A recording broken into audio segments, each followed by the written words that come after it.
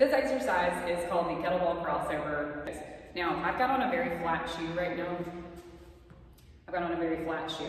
These are no bull lifters, so a flat shoe or barefoot is going to be preferred because the better your input is to the ground, the better your stability is going to be. If you're in something like a Hoka or a heavier padded shoe, take that off for lifting because you want to be able to absorb and respond to the ground when you're doing these lifts, okay? It's part of your input for your lower body, so a very important part, might I add.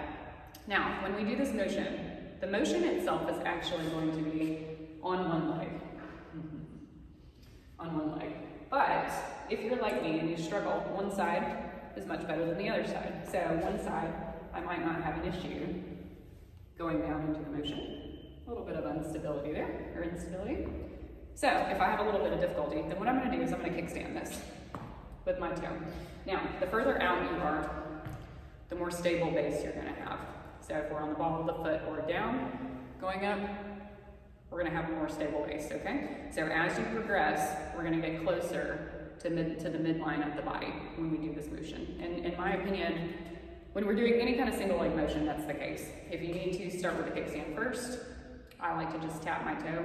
I don't have a lot of weight on that side right now. The majority of my weight is on my standing side with a little bit of laxity there, okay? So what I'm going to do is tap. My hip is going to shift back as I go down into this motion, okay? So completely shifting back, down and cross. And I'm going to breathe out as I come back up. So my weight is in the opposite hand of my standing leg, okay? Make sure you're not bearing down into that back leg. It's going to just defeat the purpose of this exercise. And you may get a little booty bird as you do this. The head is going to remain neutral, in line with the shoulders. My gaze is going to follow my line of motion, okay?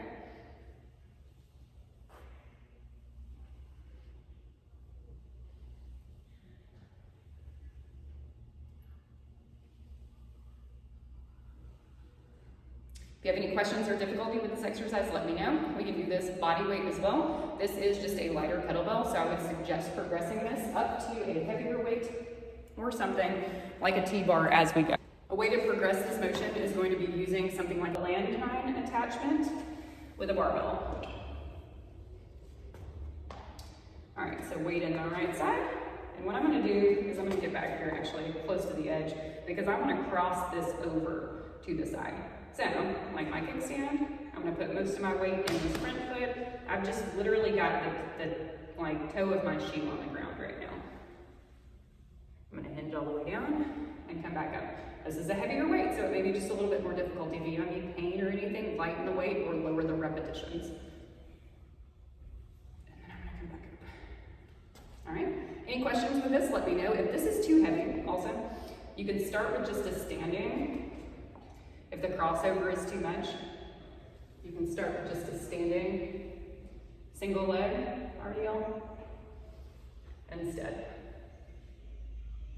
To work on the hip hinging and then progress yourself up in weight as you go.